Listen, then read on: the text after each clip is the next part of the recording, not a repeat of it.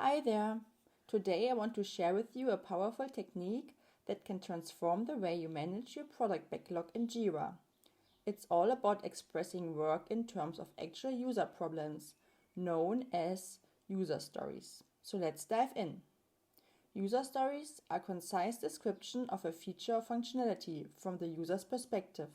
They help us focus on the value we deliver to our users.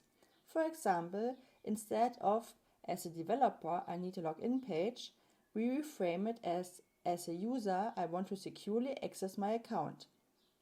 When you come across a user problem or a feature idea, jot it down as a user story.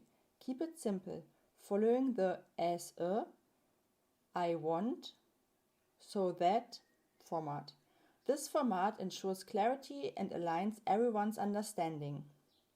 Let's say you have a user problem like "as a customer, I want to receive order confirmation emails." Transforming it into a user story, it becomes "as a customer, I want to receive order confirmation emails so that I can have a record of my purchases." Once you have a list of user stories, it's time to place them in the backlog. In Jira, create a new issue for each user story and add them to the backlog, prioritizing them based on their value to the users and the business. Remember to keep the user stories small and independent so they can be developed and delivered incrementally. This way, you will have a clear roadmap of what needs to be done.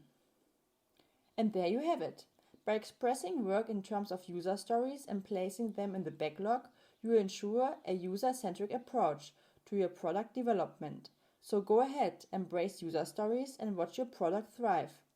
Thanks for watching, and until next time.